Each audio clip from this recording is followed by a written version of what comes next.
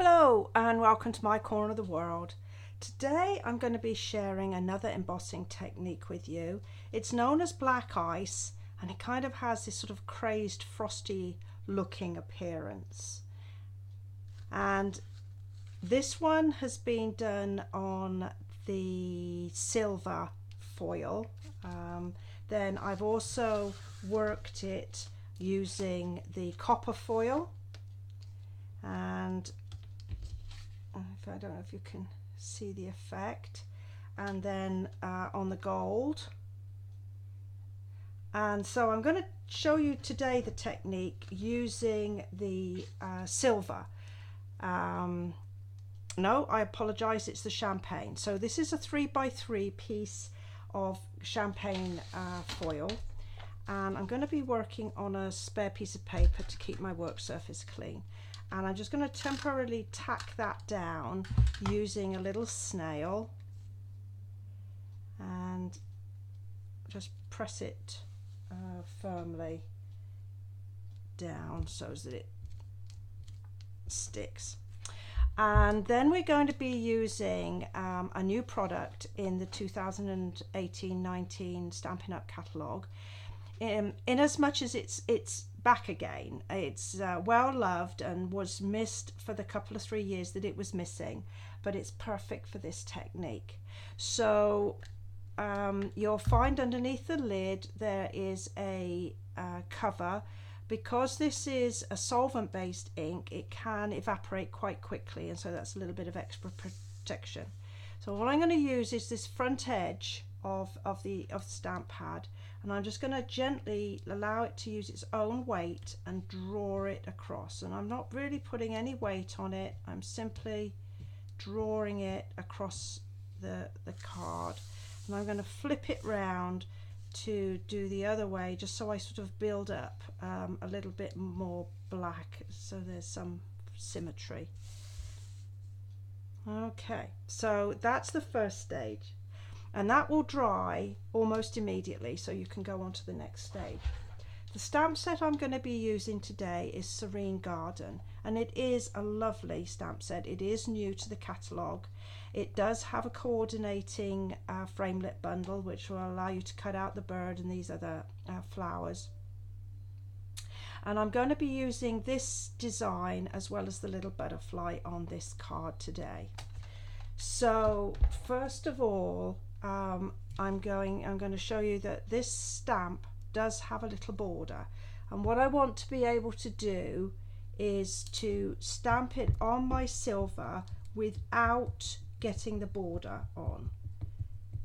So just putting some ink on there. Again, this is the StazOn, and I'm just going to move this forward. You excuse my head a few moments, I just want to make sure I don't get my border. There we go.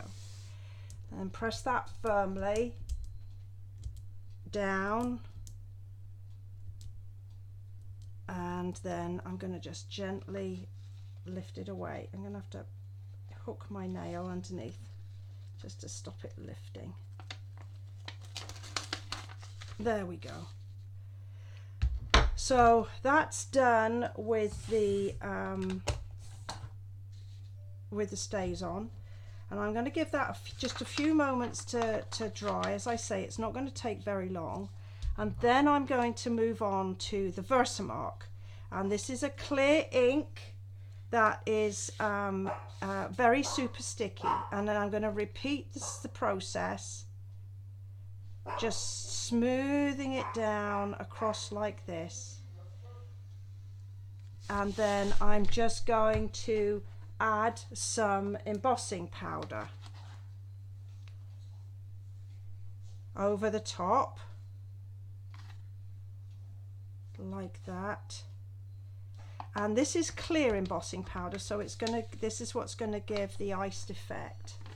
I'm just going to take it away like that, and I can see I'm going to just take this and I'm going to twist it, and it will come away from my backing paper really easy. And I just notice I've probably got just a little bit of blank here, which I'm going to go back in and do. Perfect. And then with my embossing tool, I'm going to melt down that clear paste, that clear powder. I've just got a pair of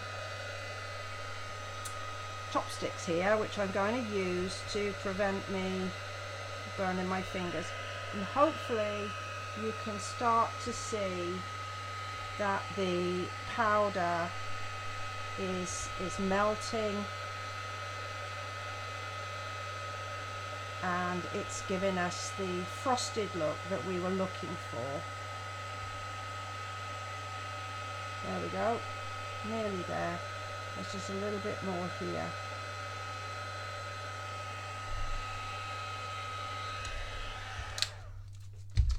So that has curled over that a ways.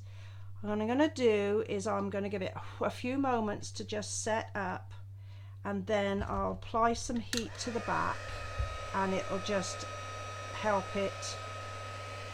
Whoa, that's hot. It'll help it smooth out, but it's not going to let me do it now. So that's basically the technique, and let me get my samples back so that you can see again. I've just layered it onto here a 3 1/4 by 3 1/4 to give me some background. I recommend that you use double-sided tear, the tear and tape, to attach it to your card, and then it's less likely to peel off. Well, I hope you've enjoyed this technique. There will be some more details in the link that you'll find underneath this video. It'll take you to my blog, which will give you some dimensions, etc., and also a link to my online store for any supplies that you may want or need. Well, thank you very much for joining me today. I look forward to seeing you next time. Bye for now.